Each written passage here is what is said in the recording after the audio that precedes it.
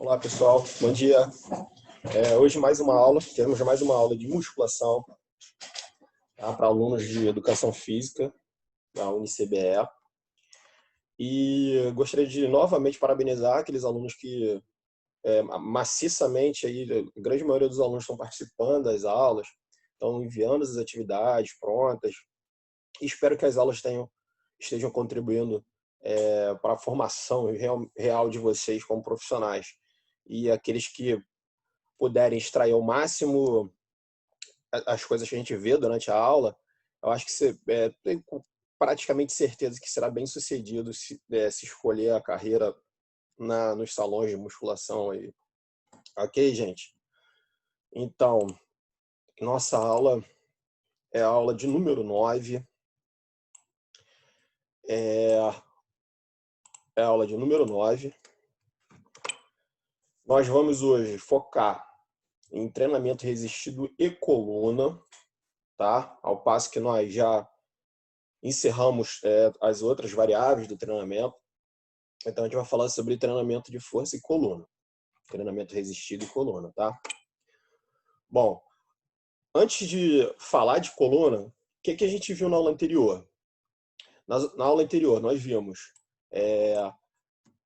número de frequência semanal, número de vezes para se treinar durante a semana, tá? Vimos qual a intensidade é mais adequada, principalmente intensidade, que a gente viu na semana passada, né? Qual é a melhor intensidade para se treinar, para se ganhar força e hipertrofia? Isso foi uma das perguntas principais lá da nossa aula. E nós vimos que, através de alguns estudos e alguns livros dos especialistas, dos maiores especialistas em treinamento resistido, isso eu digo maiores especialistas científicos, né, cientistas do treinamento resistido, eles dizem, tal como o autor do livro que vocês têm lá disponível em PDF, Fleck e Kramer, eles dizem que se a gente deseja aumentar de forma ótima a nossa força e dar prioridade a isso como objetivo do treinamento, a nossa região lá de treinamento de percentual de um RM, ele fica bem próximo aos 100%, então de 80% a 100%, tá? 85% a 100%, e o número de repetições é um número muito baixo, porque por conta dessa grande intensidade, tá? Já para a hipertrofia, eu tenho uma janela um pouco aumentada, um pouco mais espaçada, porém, eu não treino nessas cargas tão altas, lá próximo de 100%, então cerca de 67% a 85%, isso dado ao passo em média, né?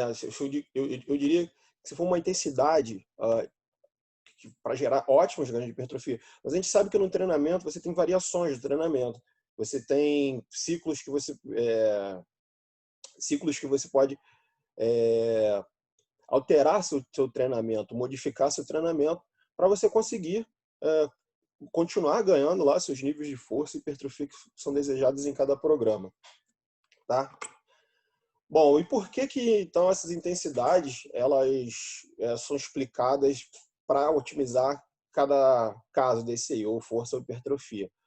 Bom, a gente precisa de uma intensidade adequada, porque a gente almeja, por exemplo, no treinamento focando a força pura, que a gente chama lá, que a gente caracterizou na aula passada, a gente precisa recrutar o maior nível de unidades motoras. E aqueles que almejam, por exemplo, os fisiculturistas que almejam ganhar maior quantidade de volume muscular, tá?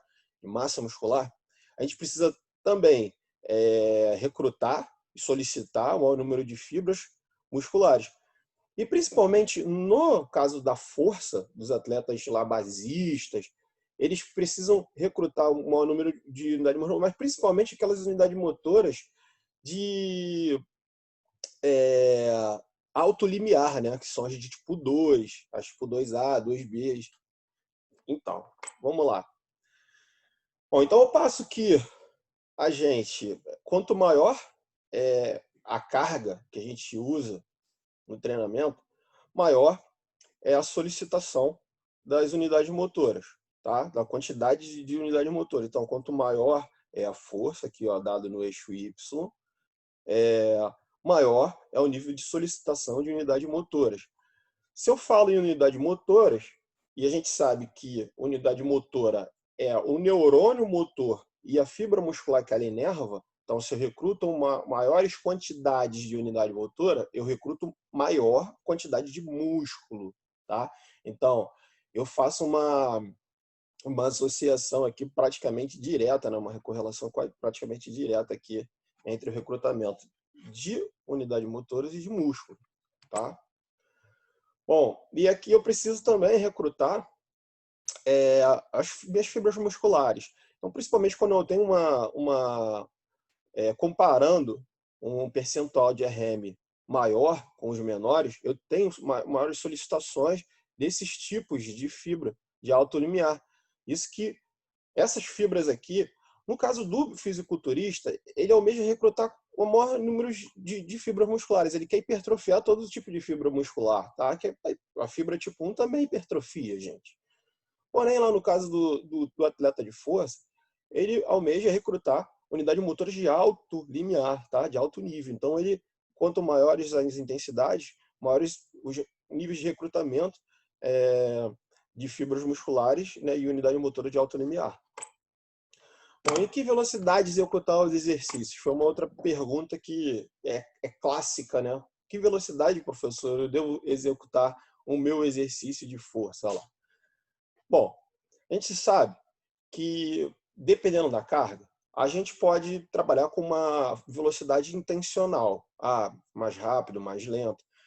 Porém, quando nós trabalhamos com intensidades elevadas, o deslocamento do peso que a gente move, ele é feito de forma não intencional, porque a gente pode tentar imprimir uma velocidade grande, mas ao passo que estejamos fazendo o exercício com muita carga, a gente não consegue mover tão rápido aquilo, porque é muito peso. Então, quanto maior a carga, menor é a velocidade, tá? Bom, então vamos às nossas recomendações que nós fechamos lá a aula passada. Intensidades maiores que 85% são mais benéficas para a força e de 60% a 80% para a hipertrofia. Velocidades de execução podem ser determinadas pela intensidade. Não é recomendado executar rapidamente exercícios para pessoas que têm algum cometimento articular. Por quê? Porque eu expliquei na aula anterior, e agora quando a gente for ver mais as articulações e o treinamento resistido, o fato da gente fazer a fase excêntrica, a volta, a fase negativa, né, que são os nomes que a gente pode chamar fase excêntrica, quando a gente executa ela de uma forma rápida, abrupta, a gente está deixando, teoricamente, de solicitar aquela musculatura que pode estabilizar aquela articulação. E a gente sabe que o que estabiliza uma articulação? São os ligamentos, né, de forma passiva, e o músculo de forma ativa. O músculo também é um grande estabilizador das articulações. Então, se eu não estou recrutando aquele músculo durante o movimento, tá? Simplesmente, por exemplo, no agachamento, eu despenco ali na minha volta, eu estou sobrecarregando minha articulação. Por quê? Eu estou apoiando mais essa estabilização nos meus estabilizadores passivos, que são os ligamentos. Eu estou deixando de usar o outro estabilizador que é importantíssimo, que são os músculos. Então, a pessoa que tem algum acometimento articular, a ideia é fazer a fase excêntrica devagar, ao ponto que você esteja solicitando a musculatura, tá? Para a potência, o treinamento exercício pode ser executado em velocidades e intensidades similares ao do esporte, tá? Se eu almejo... É uma grande discussão na literatura sobre a velocidade, se a gente consegue, na musculação, realizar um tipo de treinamento que vai passar aquelas adaptações para o esporte e melhorar assim o desempenho daquele atleta. Então é uma discussão. Alguns autores defendem que você tem que fazer um treinamento de potência, né, na musculação específico lá para o seu gesto esportivo.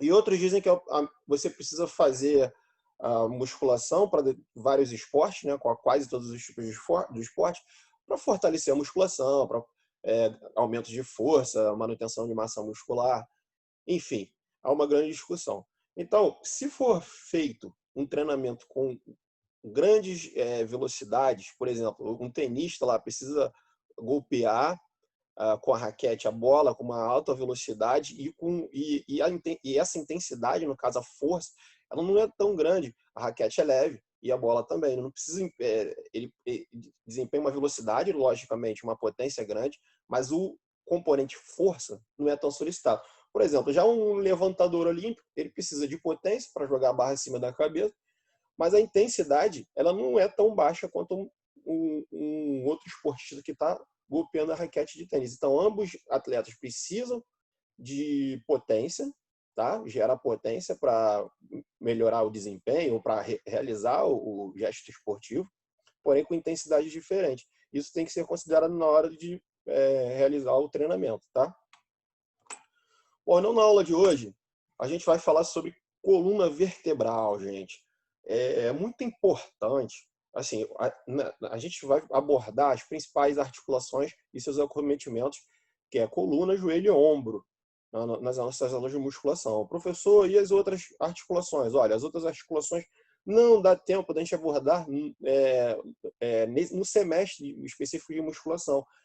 Muitos de vocês já devem ter tido biomecânica, e em biomecânica a gente consegue abordar as outras articulações e que é inerente do programa, né, do inventário da disciplina. Bom, então, como a gente sabe, a coluna vertebral tem funções básicas como sustentação do tronco, proteção direta da medula e movimento do corpo. Pô, professor, proteção da medula? Sim, proteção da medula espinhal. A medula espinhal passa por dentro das nossas vértebras, tá? E o osso vertebral, que, né, circunda a nossa medula espinhal, ele faz uma proteção direta, choques diretos, né? E a outra proteção são as 3 camadas que revestem tanto o cérebro como a medula espinhal, que diminuir os impactos, amortecem os impactos, né? Então a gente tem o osso fazendo a proteção direta, a proteção rígida, e temos essas camadas. A coluna também, uma outra função dela é a movimentação do corpo, tá? Bom, a coluna ela pode ser dividida, gente, em vértebras. A coluna é formada por diversas vértebras, 33 vértebras. E ela pode ser dividida em 7 que fazem parte das cervicais, tá? Na altura do nosso pescoço. 12 torácicas, que ficam, né, na região do nosso tórax, até aqui o final do grade costal. 5 lombares, que são essas mais grossas, mais calibrosas aqui, que ficam lá na base, perto da base da nossa coluna, e tem as 3 coxígenas, que são colabadas, tá? Quase não se movimentam, praticamente não tem movimento. Bom, a gente possui, a nossa coluna possui curvaturas fisiológicas. Curvaturas fisiológicas são curvaturas normais da nossa coluna. Então, lá na altura da nossa coluna cervical, a gente tem uma lordose, tá? Natural, fisiológica. A gente tem um pouco de lordose, que é essa angulação que a coluna faz aqui para dentro, tá? Na parte torácica, a gente tem uma cifose dorsal, tá? Cifose torácica. E na lombar, a gente tem novamente uma lordose. Então, a gente tem uma lordose, uma cifose e uma outra lordose. Isso são curvaturas normais. Logicamente, se eu tenho um pronunciamento de qualquer curvatura dessa, ou então uma anulação de qualquer curvatura dessa, eu tenho uma anomalia, eu tenho um desvio postural, tá? E para que então eu tenho essas curvaturas, professor? Essas curvaturas, elas desempenham um papel fundamental, que é dissipar as cargas que incidem na coluna. Ah, professor, eu já vi professores prescrevendo ou até mesmo eu já recomendei isso porque eu aprendi lá no meu estágio que as pessoas precisam apagar a curvatura da coluna para fazer os exercícios, para proteger a coluna. Não, pelo contrário. As pessoas devem preservar as curvaturas fisiológicas ao máximo durante todos os exercícios. Porque essas curvaturas estão aí para dissipar aquelas cargas que incidem sobre a coluna e aumentam quando a gente faz algum tipo de exercício, tá? Então, só para vocês terem uma ideia, eu vou mostrar isso matematicamente para vocês. Se eu tenho uma coluna aqui sem curvatura nenhuma, tá?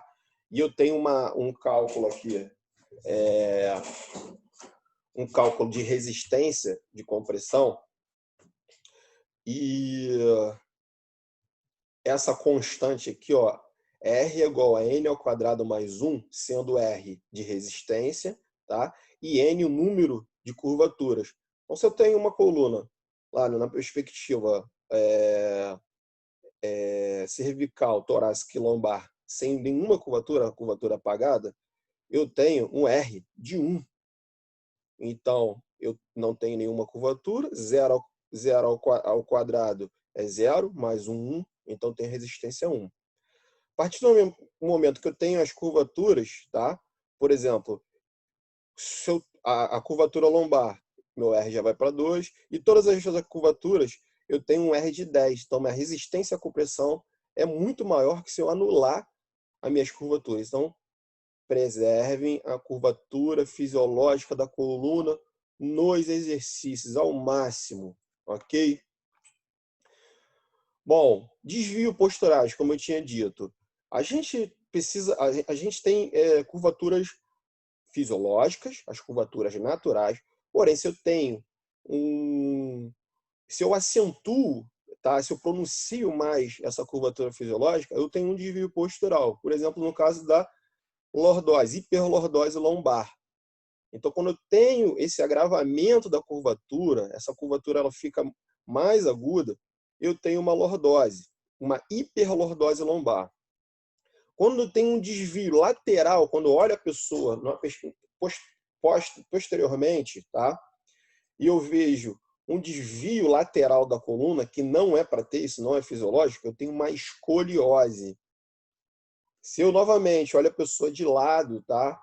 Numa perspectiva frontal de plano, tá? Sagital e frontal, que corta assim, ó, a parte anterior e posterior. Então, se eu olho a pessoa numa perspectiva de um plano frontal, eixo sagital, eu consigo notar se ela tem um pronunciamento, por exemplo, da cifose torácica.